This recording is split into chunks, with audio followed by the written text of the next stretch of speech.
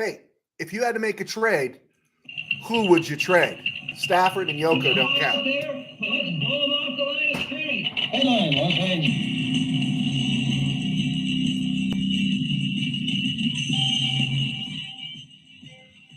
Live from the RamCave, I'm Joe Terosian, and this is RamView, the February 17th, 2025 edition, brought to you by Kistler Law Firm. Injured in an auto accident? Need help? Got questions? Call Kistler Law at 661-206-6990. That's Kistler Law at 661-206-6990. And check out KistlerLawFirm.com. That's one word, KistlerLawFirm.com. Kistler Law, they've been fighting for you since 92. And by Temple City Auto Repair. Having some auto issues? Get yourself some John and Henry at TempleCityAutoRepair.com. All right. Happy to be here. Thank you for joining me. Thanks for all the support, guys. A lot of clicks lately. A lot of folks been interacting with me. I really, really do appreciate a lot of your compliments as well. I know you like my shirt. That was cool too. Hey, went through some stuff because, there's not a lot of movement right now. Everyone's on pins and needles, waiting to see what's happening. We're about a month away, a little less than a month away from the beginning of the new year, the new football league season. It starts March 12th, I believe. So we're coming up to franchise tag season. We got some news on that. And then, of course, we're waiting to see what's going to transpire. Alaric Jackson, Matthew Stafford, Cooper Kupp, and wanting to see how that all going to break down. One of the things I'm going to save a little bit here in a second here, go into it, is who would you trade? Who would you trade? Now, don't say Stafford because that's already on the block. Is there anybody else on this Rams roster right now that you'd be willing to trade and who you believe actually has some trade value? I got a couple of names I've thrown around. I'm not saying I want them traded, but I was just looking at it. Now, we've seen all the Giant stuff, Rams aren't trading Stafford to the Giants unless they get the number 3. To me, that's where you start. I don't think it stops with the number 3. That's how I view it. But there was an interesting one that was floated around. I know it's all gossip, and this might upset Steeler fan Rob, or it should make Steeler fan Rob happy. But I would listen to this trade offer, and this had Stafford going to the Steelers.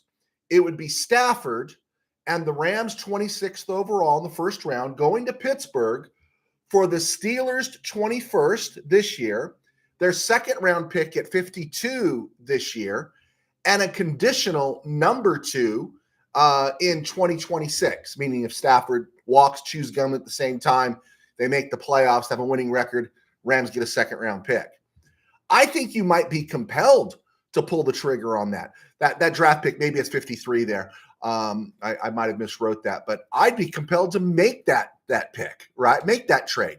Stafford for a first and 2 seconds. Yeah. I ran it through a simulator just to see, could I get it done? And sure enough, lo and behold, I got it done. It went through. So I did a mock draft. What if the Rams had the Steelers 21st, the Steelers 52nd or 53rd, I'm sorry. And that gave Rams 4 picks in the first 100. And, we've been kind of hot on the first 100 here. So I took at 21 Armand Membu just because he's a right tackle and he's been climbing the charts. I had him in a mock draft for the Rams, early January. And since then, he's been climbing. He's a right tackle by nature. You sign Alaric Jackson, and now you got Rob Havenstein's replacement, Havenstein going into the last year of his contract. And then at 53, I took Jackson Dart. The simulator was all over me. Said I took Jackson Dart too soon. But if you're breaking down Dylan Gabriel, Will Howard, Jalen Milroe even, I think I like Jackson Dart the best, and that gives the Rams a one-up. Trading Stafford means re-signing Jimmy G as far as I'm concerned, and then Jimmy G's keeping the seat warm until Jackson Dart gets in. Then with the 90th overall pick, I took Kentucky defensive tackle Dion Walker, 6'6", 346. He's a beast, run plugger. I took him there. And then with the 100th pick, I took Tez Johnson, wide receiver out of Oregon. But I don't know, we don't know if it's going to fall that way or anything like that. But again, getting that fourth pick in the top 100, man, that's something. And I don't want to trade Stafford. I don't want it to happen, but I like that trade. I really do, because I think it helps the Rams going forward and gives you a chance to hey, put Jackson Dart on the treadmill, see if he can run, right? See if he can be the guy. I definitely think he has more upside than Dylan Gabriel. I think he has more upside than Jalen Milroe. I could be wrong, but he's the one I like. He's the one we expect to climb in this season leading up to the draft. Okay, a lot of talk about Tyler Higbee.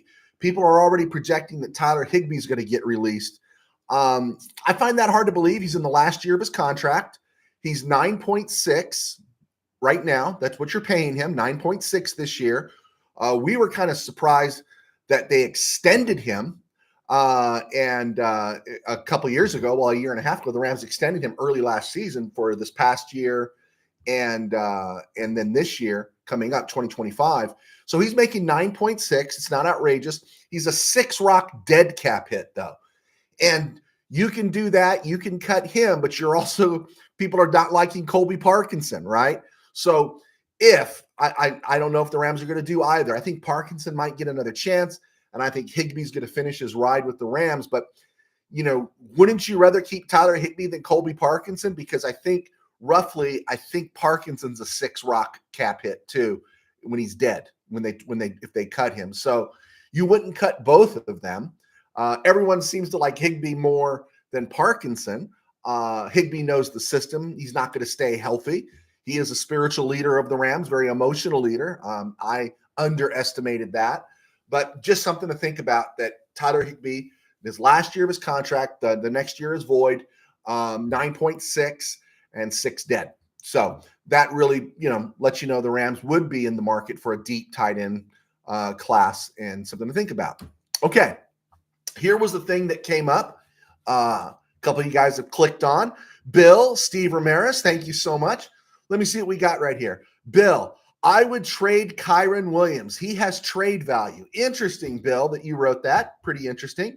Steve Ramirez hearing Cincy might find money to pay Higgins. Hey, Steve, correct me on this, but did anyone see a blurb somewhere that the Bengals intend to franchise tag T. Higgins? Did anyone see that? Because I think they can do it again, or did they do it last year? They can do it one more time. Let me know. I'm not up on that. Steeler fan Rob, I don't think we'll do it, but it would be better than Aaron Rodgers. Okay, Steeler fan Rob and I are in agreement. I agree too. Okay, getting back to Bill, what you said there, Bill, was really interesting. Name a player right now other than Stafford that you'd be willing to trade who actually has value.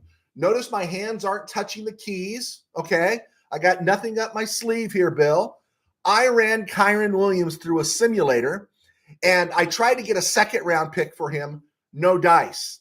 But several times with teams in need of running backs, I got a third-round pick for Kyren Williams, and they stretched anywhere from 68 to 75th overall in the third round. And that's an interesting take, right? I think you had it before I did, right? You put it out there, Bill. Blake Corum is somebody the Rams like. They drafted him. Kyren Williams' value may not ever be any higher than it is now. And this is a deep running back draft. If not in the first round, at least second and third rounds. One interesting thing that I saw today, Omarion Hampton, the running back from North Carolina, I actually saw a mock draft that moved him from late second round, where he began, even third round. I saw him actually mock draft projected to the Chargers in the first round. I thought that was interesting, but it's an indication of how people feel about this year's draft. And if you could fetch a third round pick for Kyren Williams, one, you not have to worry about paying him. One, the other thing, it's a deep running back class. So somewhere with one of those top four picks in the first 100, you can draft another running back. And you got Blake Corum here right now. And I will say this, I would keep an eye on Cody Schrader. There's a reason the Rams hung on to him. They didn't run him through anything to go on the practice squad. He was always on the 53. He just never dressed till the end of the season. But I'd keep an eye on Cody Schrader. So that'd be interesting. I'd love to hear what your guys' thoughts. Bill suggested it. I ran it through the simulator. I thought that was pretty interesting. I'd love to hear what your thoughts are. Another name that came up as I'm looking at who has some value that we'd be willing to trade. I'm not into saying we got Jared Verse, let's trade Byron Young. I'm not into any of that stuff there. Okay. I like our depth on defense. I like how we come from all angles. And we're not going to trade Puka. We know that. Havenstein has no value. He's in the last year of his contract. He's going into his 11th year. And we don't want to lose him, right? So what do we do here? So I was looking at the offensive line, Jonah Jackson, right? Jonah Jackson has kind of a troublesome contract a little bit, but he is a proven NFL player that just had a bad year. So I kept trying to trade Jonah Jackson in this couple of these simulators. I couldn't get anything more than a 4th rounder for him. Now, if somebody offers us a 4th rounder, us being the royal we, the Rams, somebody offered the Rams a 4th rounder for Jonah Jackson, how would you feel about that? I think I'd take it. But here's one interesting one. There's a team that wants to contend, that thinks it can contend, that is paying money like a contender, and it's not contending. I got them to bite in the 3rd round. The Miami Dolphins, I got them to bite in the simulator. 3rd round, 98th pick overall for Jonah Jackson. Would that be Christmas? Would that be Christmas this in the spring for the Rams? I'd love to hear your thoughts. If the Rams could actually get the Dolphins to give a 3rd round pick, because they're in desperate need for linemen all over the yard, right? Especially in the interior. And we got to believe Jonah Jackson is going to be better than he was last year, healthier. We got to believe that, right? Dolphins have to believe that, because here's the deal with that 3rd round pick. Again, it's a more miss than hit or take your time to develop kind of round there. These offensive linemen need a year or two.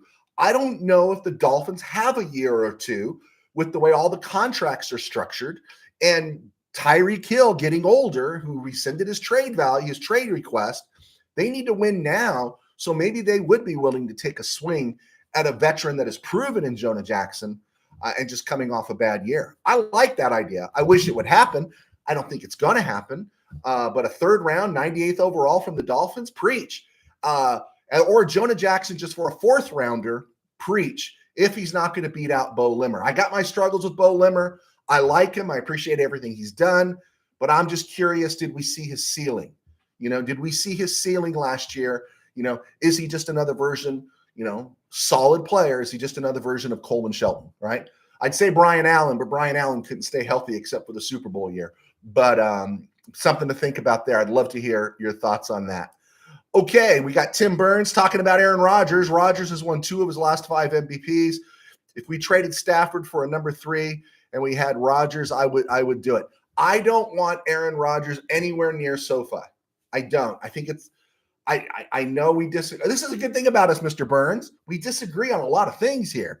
And I just wouldn't want Aaron Rodgers. I wouldn't go from a 37-year-old quarterback who's still productive, but maybe you're hesitant to commit to financially, for a 41-year-old quarterback who is not what he used to be and has an attitude problem, right?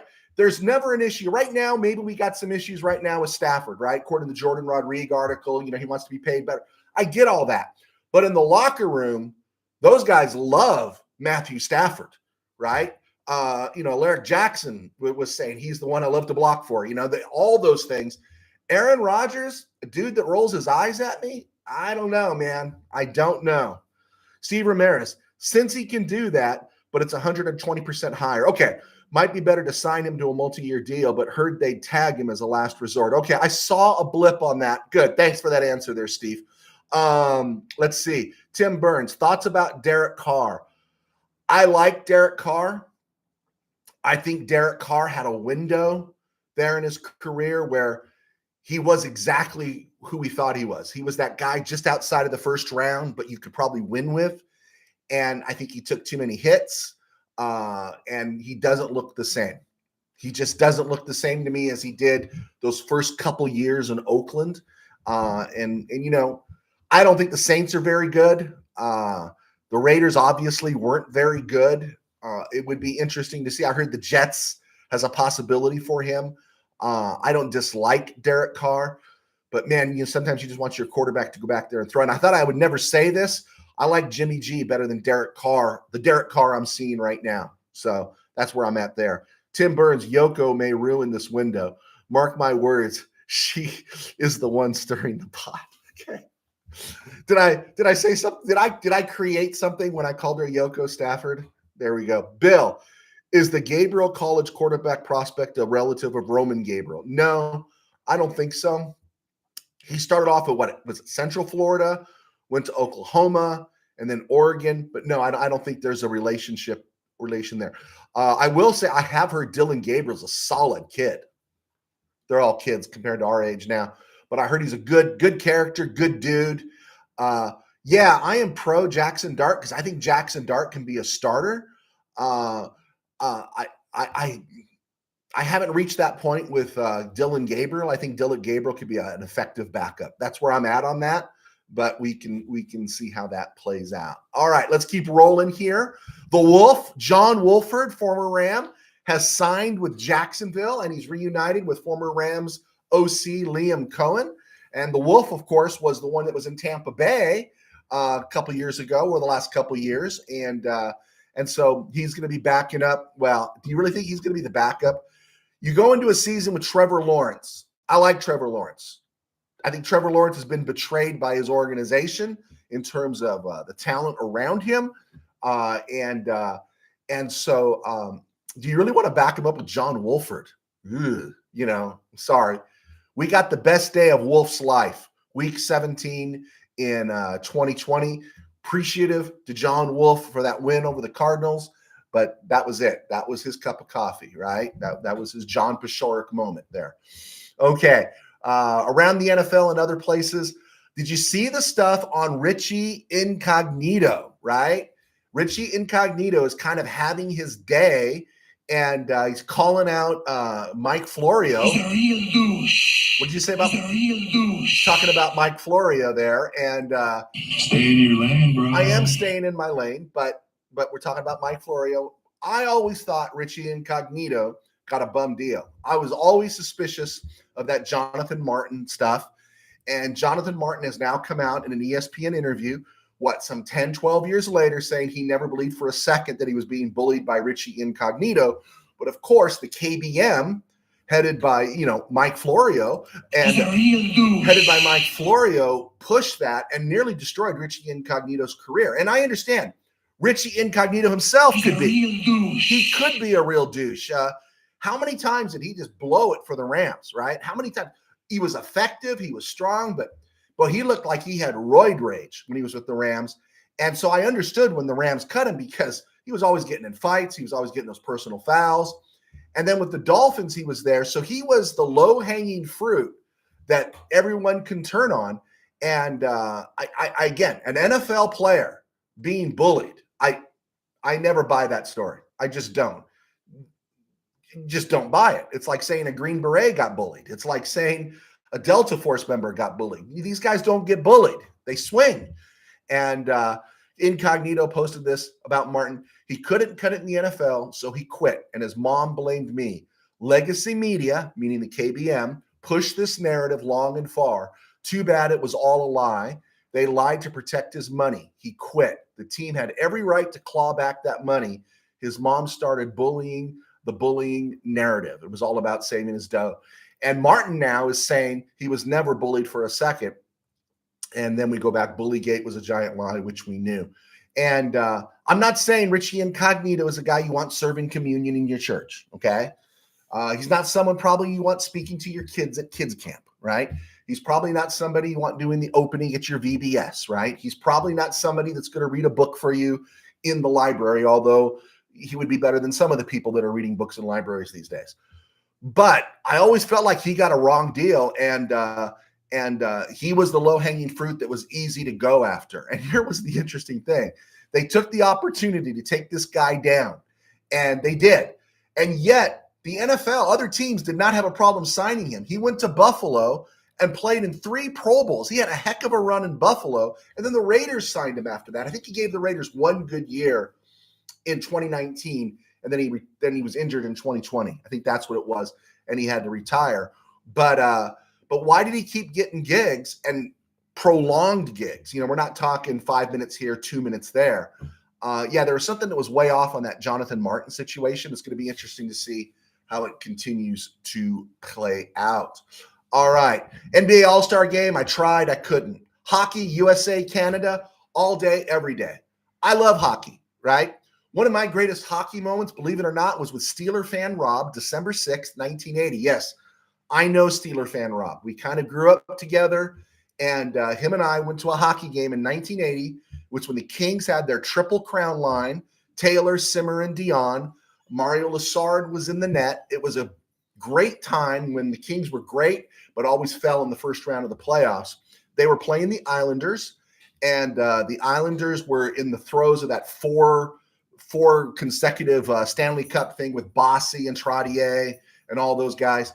And the Kings beat them 5-3. And it was a brawl. It was just an intense regular season game.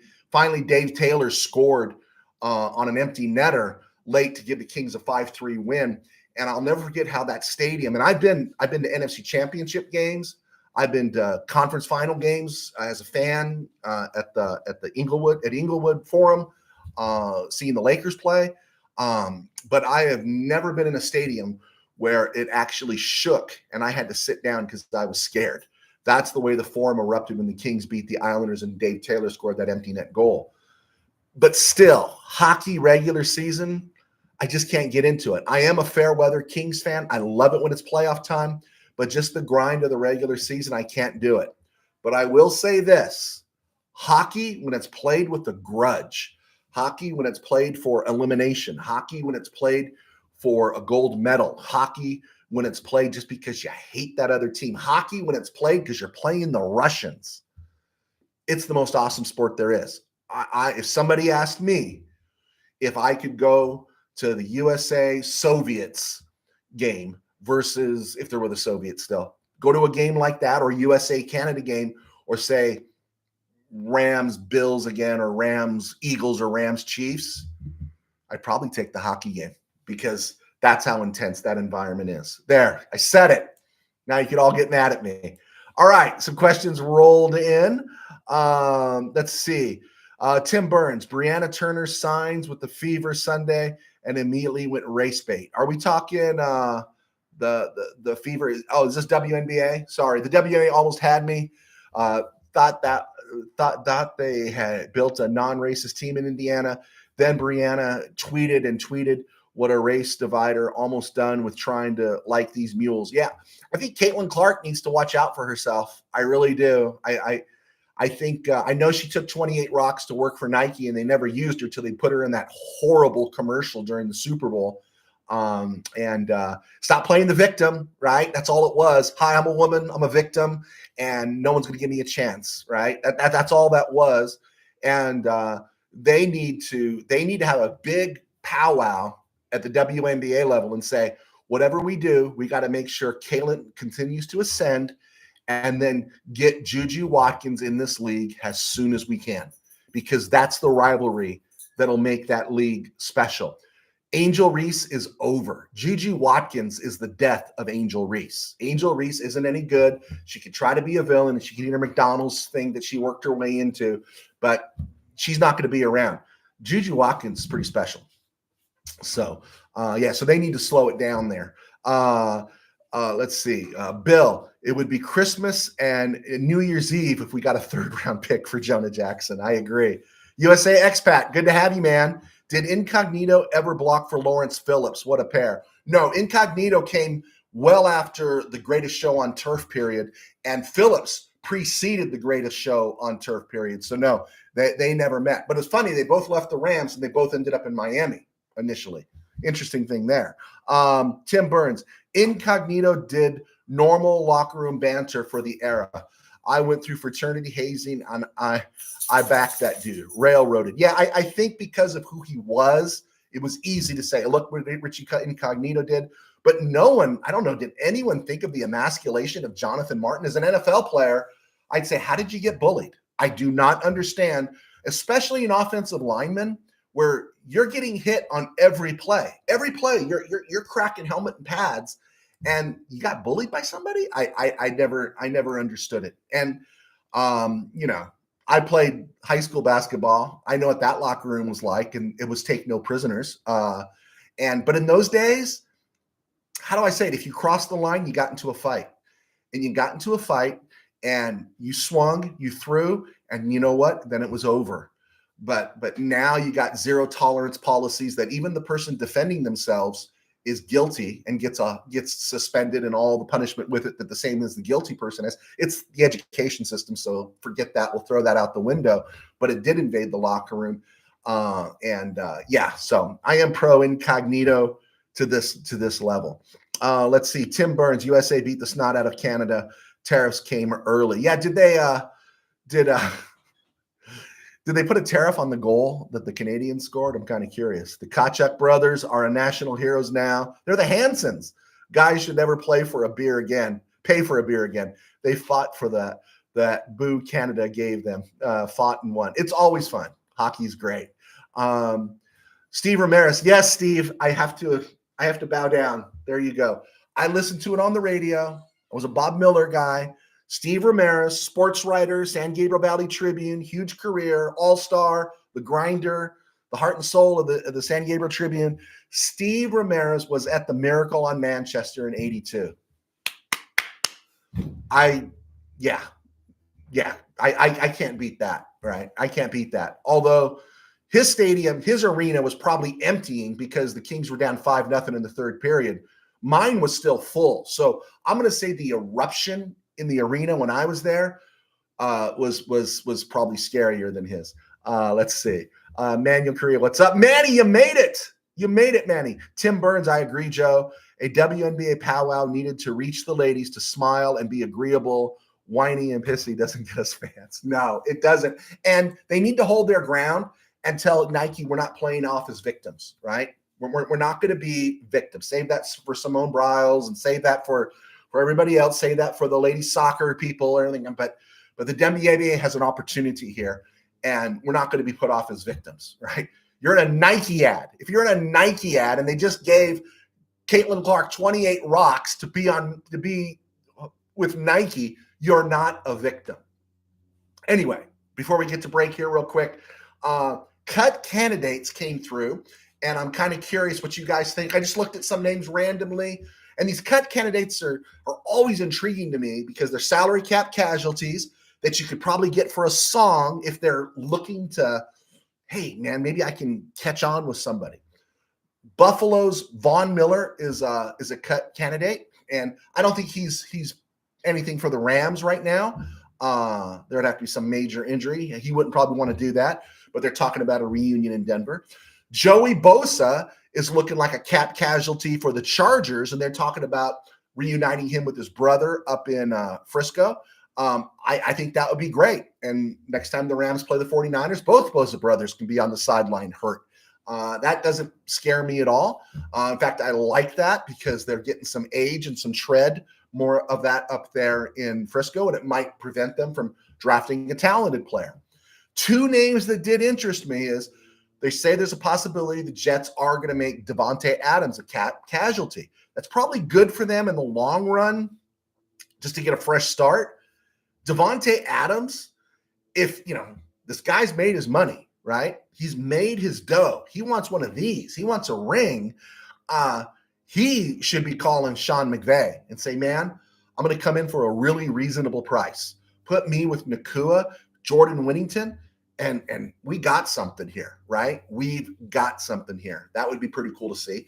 The other one, I think it's in Cleveland.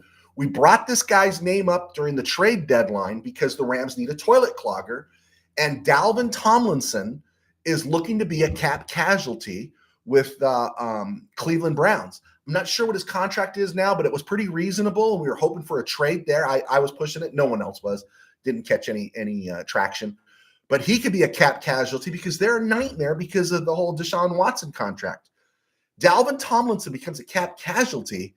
He could be a guy the Rams could maybe bring in, and while they develop somebody else, if they lose Bobby Brown, to be somebody that, man, that would be kind of cool, right? Bring in somebody like him. So Devontae Adams and Dalvin Tomlinson are on my radar. If they get put in the street, I'd be curious to know what you guys think. We talked about T. Higgins possibly getting franchise tagged and everything. So the franchise tag time starts tomorrow. You can start franchising tag players February 18th, and that runs through March the 4th. The NFL Combine is February 24th. The new league year starts March 12th, so we should be very soon getting the salary cap increase, right? Where it's going to be at this year. It took that huge jump last year. We're going to find out where it's at this year because the new league year starts March 12th. And excuse me, a couple days before is when you're allowed to do the league tampering, right? The tampering around the league a little bit and stuff. So we'll keep an eye there. April 23rd, deadline for restricted free agents to sign offer sheets. That's not really affecting the Rams too much right now. And then, of course, the NFL draft, April 24th through the 26th. I'm going to watch it on Thursday night, and then I'm driving north on the 25th, so I'll be listening to the draft on the radio. A little frustrated about that. That NFL draft is going to be in Green Bay. That would be kind of fun to go to. All right. I'm Joe Terosian, as a sports writer for 21 years, still am. I'm back working with Mid-Valley Sports, just offering stuff. I'm not really helping doing anything there, just other than posting material. We're posting Ram notes. Myself, Tim Burns, we're writing Ram notes, posting that there. You could also get some Raider content. You can get some Charger content. And we're looking for somebody to do 49er content, but of course we won't find them here on RamView. And then my column FanView is on Mid-Valley Sports as well. And of course we're sponsored here by RamView by Mid-Valley Kistler Law, and we can't say thank you enough. And they support us, as does Temple City Auto. I write books along with our sponsorship help keep me employed in my day job. I pastor a small church in Burbank Faith Nazarene. You can follow us right here on YouTube at Burbank Faith Virtual, burbankfaithvirtual.com, Burbank Faith Virtual across social media. And my books, because we don't have a Patreon or a paywall, your support here helps me. These are a couple of my books. Someone said, Joe, I might want to read you, Joe, but I don't want to read a 500-page book, right? And so that's okay. This is my book, Temple City and the Company of the Ages. It's basically like a football ghost story. 3 ghosts of former quarterbacks at a local high school come back to inspire the new one. And this is only 155 pages, so it's real short. And this one, kind of the dark one, it's called The Dark Norm. It's about bullying, surprising. And Jonathan Martin's not in it. Neither is Richie Incognito. But it's about bullying, and it's actually derived from a story I wrote in high school, my senior year of high school. I actually, the short story version of this actually earned me my first $5 I ever made in writing, because I was in so much trouble my first 2 years of school that I wasn't in a senior comp class, and one of my friends was in there, and he had to write a short story. So he gave me $5 to write it for him, and I got an A. Well, he got the A, I got the $5. So, but this book's kind of interesting, a little bit of a Twilight Zone twist there, but it is about bullying. 273 pages. There you go. Support the kid, right? I'm going cross country this summer. I need the dough. All right. God bless, guys. Thank you so much for being here. Let's see. Tim Burns, I don't remember who they were, but I saw the LA Kings goalie go find an opponent goalie once. Wow. I don't know. I was diehard up through the Kelly Rudy era, Mario Lessard, of course, Rogie Vachon. Hearing Bob Miller on the radio scream "Saved by Vachon" is probably one of the most chilling, inspiring things you'd ever want to hear. Bob Miller, he's a guy, an LA announcer that man, because of Chick Hearn, Vin Scully, and even Dick Enberg with the Rams, poor Bob Miller, and the Kings sucked so bad in those days. Bob Miller was great. Bob Miller was absolutely Marvelous. Let's see here. Tim Burns, I was reading Mid Valley Sports. Do you think Noteboom was a bust? Thoughts? If Noteboom had left as a free agent after 2021, I probably wouldn't have had those thoughts. But he got a big fat contract, gave him the benefit of the doubt. He got beat out by Alaric Jackson. He hasn't picked up anything. He hasn't been on the field. So because of that second contract and the money he got, I kind of moved him into bust territory. Yeah. Thanks for checking that out there. Checking it out there. I do appreciate it. Let's see here. Tim Powers down in Irvine. Jonathan Martin, don't worry, mama. Your baby boy's okay. All right. Jonathan Martin. It says he's trying to pick up the pieces of his life. He's working on his MBA. Good for him. Good for him. My only problem is in the process, you dirt roaded Richie Incognito. And maybe he cost Incognito some money. Maybe there's some contracts Incognito didn't get for advertising and different things. Plus, missing an entire season, I think it was in 2014, because he was toxic to the league. Yeah, I think what's his name? Incognito might have a case against Mike Florio. He's a real douche. Yeah, something to think about. Tim Burns, pros and cons of tagging Alaric. Maybe a lot of money, but gives us a year to see if he gets a great contract, good player, move off. Did you see a franchise tag is going to cost the Rams 23 to 25 rocks for 1 year? That's great for a guy that's a UDFA, but that's the going rate for a left tackle.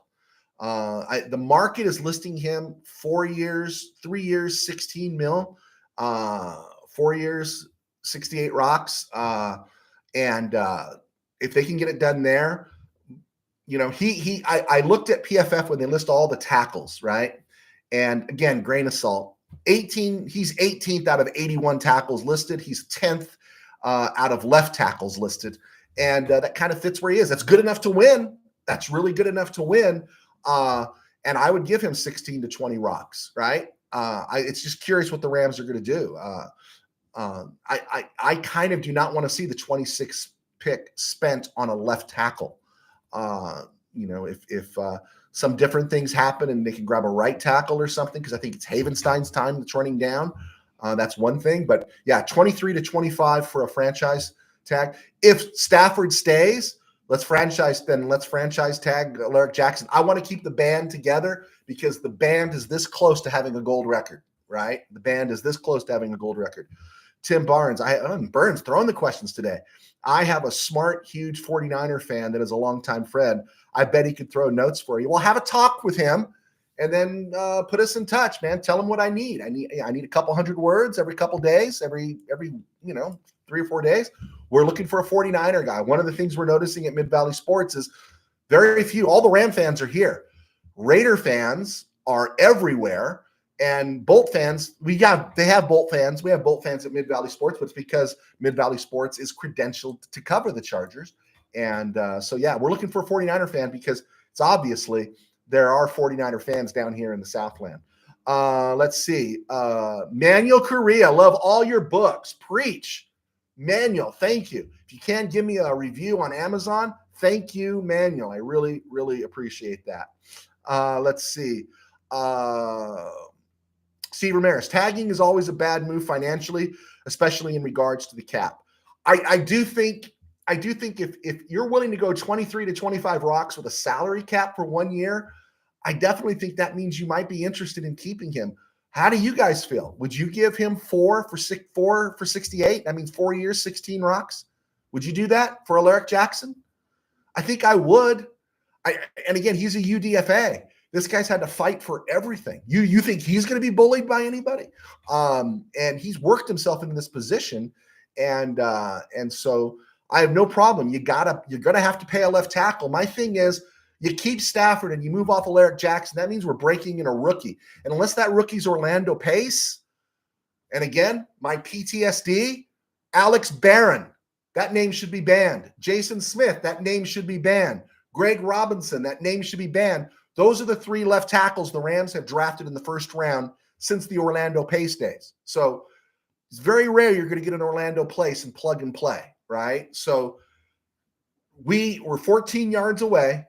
and a point after from going to the Super Bowl with Alaric Jackson at left tackle. And remember, Stafford wasn't taken down because of somebody coming off the edge. Stafford was taken down because Bo Limmer took his eyes off Jalen Carter and looked left, didn't keep right, and Stafford got blasted. Not that I remember anything, or, love keeps no record of wrongs except in football. Bill, I was at the Philadelphia Flyers versus the Russian national team, where the Russians got hit a couple of times and refused to come out on the ice. Hey, Bill, what year was that? Was that post Broad Street Bullies? Was Dave the Hammer Schultz around in those days? Let me know when that was. Or is that the Eric Lindstrom years? That's pretty cool. I want to know about that one. I like hockey. I don't know enough to comment on it too much and all that kind of stuff. I really enjoyed hockey. By the time marriage came around and the job and all that kind of stuff and kids, I can only give hockey. I am fair weather. Only when it's postseason can I give the hockey anytime. So there we go. All right, let's see what else we got here. Let's see. Oh, here was one. I posted what I talked about the last episode and what Mr. Burns has referenced here. It's posted on Ram Notes now. I also posted it on ramsrule.com. It's a really good Rams forum board. Just type in ramsrule.com and it'll take you there. And so you get some really interesting takes and some comments and no agreement, and it's great, right? And stuff. So I made comment about, Snead hitting on 14 of 19, or Mick Snead hitting on 14 of 19 top 100 picks. And then a commentator named Deadpool, I think it was Deadpool, that's his handle. He followed up and said from pick 52, this was in the 2020 draft, the Rams picked Cam Akers at 52. And then he said from 52 to the back half of the second round, the 64th pick, which was the last pick in the second round, there was one Pro Bowler, and that was Jalen Hurts. At 52, the Rams took Cam Akers. At 53, the Eagles took Jalen Hurts. And then you have AJ Espinosa with Buffalo. You have J.K. Dobbins by Baltimore at 55. Raekwon Davis at 56. Van Jefferson at 57. Ezra Cleveland, Minnesota at 58. Denzel Mims, Jets at 59. Josh Uche with the New England, number 60. Christian Fulton, cornerback at Tennessee. A.J. Dillon, running back with Green Bay at 62. Willie Gay Jr., Kansas City. And Carolina, Jeremy Chin at 64. Not a lot of Canton-bound players there. And so the point was, I listed Cam Akers as a tie. I didn't consider him a bust, but I didn't consider him a hit. But even Van Jefferson did contribute to the Rams, and he's still in the league. He went from Atlanta to Pittsburgh. But who were they going to draft in the second round, right? Who would they draft? You missed on Jalen Hurts, but at the time you had Jared Goff, and then you're going to make the deal for Matthew Stafford, and Jalen Hurts wasn't even a first-round prospect at that point. So something to think about. And I don't even know if Jalen Hurts would have ever been on the Rams' radar. This is bad. He just won the Super Bowl. He's a good dude, but Jalen Hurts not a big-time passer. He's good. He's good enough, and he's got a lot of talent around him, right? But he needs that talent around him to put up those numbers and make those throws. Okay. Bill, yes, I would give Jackson $16 million. What if it was 4 at 80? Would you give him $20 million a year? That's a great question there. You can throw out there. Let's see. Okay. We talked about who the Rams didn't draft, and so they took Cam Akers and they took Van Jefferson, so that part was good. Let's see what else we got here. Mock draft time. I went to PFF. Jordan Plotcher, he is one of their guys. He posted a mock draft, and his was interesting. He had the Titans taking Travis Hunter at number 1, Browns taking Abdul Carter at number 2. That's 2 defensive players going 1-2 in the draft. Travis Hunter is saying he's going in as a corner, but we know he's going to play some offense. Shedeur Sanders at number 3 to the Giants.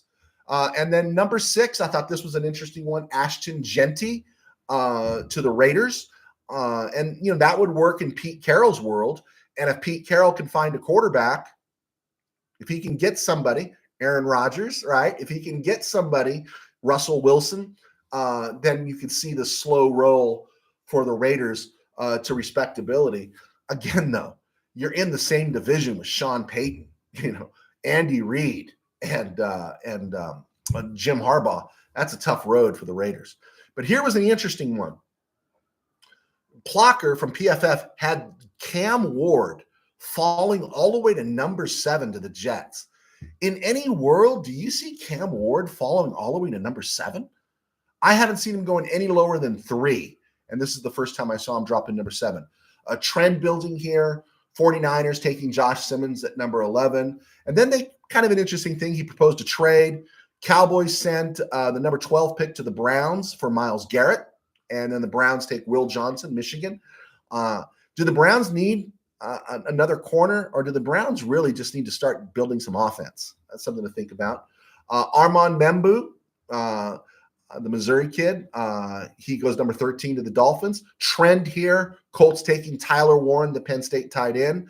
Emeka Egbuka, the Ohio State wide receiver that Tim Burns did a great breakdown on at Ram Notes at Mid-Valley Sports, has the Steelers taking him at number 21. That one was interesting. And this was it right here. Omarion Hampton, the North Carolina running back, who's been mid-second round to third round in every draft projection there is, suddenly going number 24 to the Chargers. Interesting to see if his stock is going to rise. And then at number 26, an uninspired selection of Josh Connerly from Oregon going to the Rams at 26. I just don't, you sign Alaric Jackson. I'm for taking another tackle, but I'm not for taking a tackle at number 26 when we're looking for explosiveness, especially if you sign Alaric Jackson. All right. I think we got a lot of that stuff in. Let's look at some questions before we do this day in Rams history. Okay, Bill, post Broad Street Buildies. Hey, what year, Bill, did Eric Lindstrom get there? I remember the Legion of Doom. That was pretty cool. Manny Vasquez, thank you, Manny, for joining us. Hopefully the Rams can bring Jackson back, but he didn't go unnoticed, so he might be on a lot of teams' radar that might price the Rams out. That's true. It is true. Again, at some point, you got to wonder, where do you want to land? Where do you want to go? Coward makes this, and again, I quote Coward quite a bit. I think Coward is slimy. I think he's snaky sometimes, but I will say this: he's the one guy that talks sports. Okay. With that said, and I think he's probably the most talented guy on radio. I don't know why people ever saw anything in Howard Stern. I don't think there's any talent there. To me, not talking about their content, but just delivering stuff. Coward is the Rush Limbaugh of sports, not in content, but in delivery and energy and all that kind of stuff. You're just compelled to listen to him, like Limbaugh. And Coward always says this. He says, don't always look for money, look for management. And I would hope Alaric Jackson looks at the Rams organization and says, you know what, man, this is a place I should plant roots, because, I can go to Dallas, but it's a disaster, right? I can go up to Frisco, right? Because they're going to need a left tackle. They're not going to do it this time around, but I can go someplace else, but it might be a disaster of an organization, right? The Chiefs might want to give some money to Alaric Jackson. You think the Chiefs would love to have Alaric Jackson next to Joe Thuney there at left tackle and left guard? Yeah, the Chiefs could give him money. They've been doing patchwork for the better part of Patrick Mahomes' career. Give 4 years to Alaric Jackson. That's something they might think about. That's an organization where you go, okay, it's the Chiefs, right? But not all organizations are equal. I'm curious. The Steelers like Alaric Jackson. That would be something to think about. All right. Let's see here. Let's keep moving. It was a stone groove, my man. All right. We're coming up to the 50-minute mark. On this day, born on this day in 1988, Case Keenum turns 37 years old today. And that guy keeps bouncing around, makes the great insurance commercials now. So good for him. Passing away on this day in 1991, great kick returner with a whole bunch of personal problems. Travis Williams passed away on this day in 1991. He was only 45. He had one season with the Rams, 105-yard kickoff return versus the Saints, and he had 4 great seasons in Green Bay. In 1967 alone, the year the Packers won Super Bowl II over the Raiders, he returned 4 kickoffs for touchdown. He was the guy before Devin Hester was the guy, right? Something to think about. And he was a 4th-round pick, 97th overall in 1967 out of Arizona State. I used to confuse Travis Williams with Clancy Williams. Clancy Williams was a defensive back for the Rams for about 9 years, a 1st-round pick out of Washington State. So you don't have to get confused. Okay, here's another one that's kind of interesting. We're not on the air tomorrow. On February 18th, 1999, the Rams traded wide receiver Eddie Kinnison to the Saints for a 2nd-round pick. Kinnison had a nice rookie year for the Rams, 54 catches, 42 touchdowns. He had a really nice year for the Rams his rookie year. That was mid-90s. And then he kind of faded, but reignited by going to the Saints and then Kansas City. He caught 548 passes, 42 touchdowns. And so he had a nice career after. So he was traded after the 98 season, before 1999 in the greatest show on turf. The Rams got a 2nd-round pick for him. That 2nd-round pick was the 41st overall, and it turned out to be Dre Bly. Dre Bly delivered for the Rams. Dre Bly had a great career, played 11 years, 4 with the Rams, 14 picks, 3 touchdowns with the Rams. He's a total playmaker, and then he left on a free agent contract to the Lions. But it was really interesting. Eddie Kinnison moves out. He's paired with Isaac Bruce for a couple of years. And then the Rams draft Torrey Holt, right? Bring in Ricky Proehl. And so it had to be hard for Kinnison to go, dang, I'm missing out on this Super Bowl run, which was where he never got.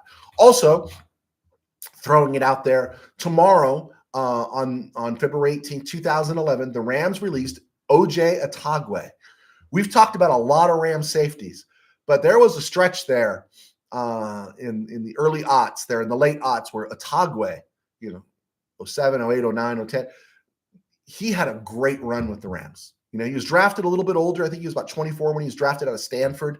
But O.J. Atogwe had a nice run for the Rams, right? Anyone remember O.J. Atogwe? Really liked O.J. He'd be kind of fun to have around right now. All right, Tim Burns. To be honest, all along, I haven't really factored Alaric into a long-term guy. Other teams are going to offer more than I feel the Rams are willing to pay. That has to bother Stafford. It's going to be really interesting to see, because I think if Stafford goes, I think your Super Bowl window is not there. So maybe you let Alaric Jackson go and you draft that tackle, right? You let Stafford go. Your Super Bowl window is not as big. So you let Jackson walk. You get the 3rd-round comp pick for him next year. You draft a tackle. You draft your Josh Connerly and let him block for Jimmy G, and see, you go on a playoff run, but you're not definitely a Super Bowl contender without Stafford. So let's see. Steve Ramirez, Travis Williams had a big run versus the Rams in the 67 divisional playoffs. Did not remember that. Of course, I didn't see it. I'll have to go back and look at the highlights. Thank you, Mr. Ramirez. Manuel Vasquez, Rams need to fix the Stafford saga before they become that team that a mess, and no one wants to come here. Up until now, everything was kept in-house. And I understand what you're saying. You don't want to put it out there that it was a mess and Stafford left. And then that's my issue with Yoko Stafford. And I have no problem with her wanting the best for her husband. I have no problem with Stafford wanting to be paid. My issue is I just wish he would think about how much is he asking for, and what kind of box does that put the Rams in to keep from being able to put players around him, like re-signing Alaric Jackson. And so that's my struggle there. But that's the part where I think fans have turned. And I got into not a debate. We were just having a question and going back and forth on, I think it was Rams rule. And that was my response. My response was, I think everything with the Rams since they've come back, they've been so buttoned up, right?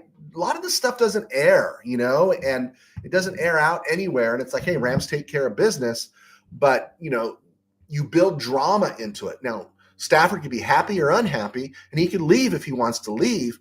But do you think he's going to have this success? He might have it in Pittsburgh, but do you think he's going to have this success? And I think his wife just makes it harder public relations wise for him.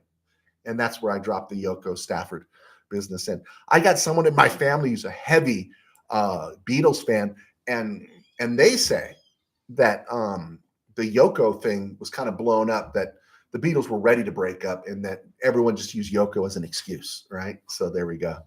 Let's see. Manuel Vasquez. Stafford has made over $400 million in his career, so if it's a money issue, people are going to look at him like he's being selfish. Last I looked, it was probably Ed is at $400 million now. I had it at 365 plus. I just don't know what you do with that. That's generational money, right? That's generational life change money. His great grandchildren are going to be taken care of. Not just his children and his grandchildren, his great grandchildren are going to be taken care of. And again, who am I to say, right? Who am I to say you should only make so much money? You should make all the money you can, right? I have no problem with people being rich, right? This ain't a progressive pastor here. I have no problem with people being rich, but I'm thinking if you want to win titles, this is the place to do it. You've already done it. You were really close this year. And you know what? It's like, I'm going to get my money on the backside, right? I'm going to get it because if I go to the Super Bowl again or I win a Super Bowl, I'm getting that much more in commercials and out front stuff. I'm going to get a whole lot more opportunity here, and my legacy is even better. I still believe he's a Hall of Fame quarterback, but why would I want to go someplace where it's a little iffy? The Steelers, God bless them, good organization, but they've struggled with their offensive line over the years. They can't seem to get it figured out. So he's going to get his butt kicked. He's going to be facing the Ravens twice a year. He's going to get his butt kicked. And then if you go to the Giants, really? I don't know exactly what he's thinking in that regard.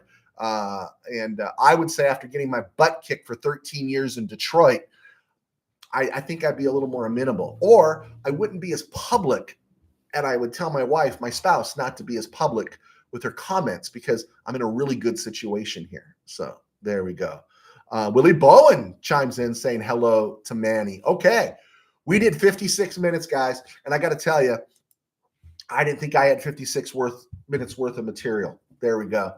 Thank you so much for being with us. Be sure to check us out from the RamCave on Spotify. It's the audio version of this show. I'm trying to make our mark there. Check out midvalleysports.com and stuff. And if you got a question or you want to send me your mock draft, I am including my email right there in the box. You can send me the email, and I'd be happy to talk about that, especially you, Bill. The Broad Street Bullies, or after the Broad Street Bullies, the Flyers playing the Russians. That sounds really cool. All right. Be sure to buy my books. If you got an auto question, call Kistler Law. Have a great day, and we will be back tomorrow. And Willie is still honking for a fullback. Okay. Maybe we can get Scatabo for you, right? There you go. All right, guys. God bless. Take care. We will see you Wednesday.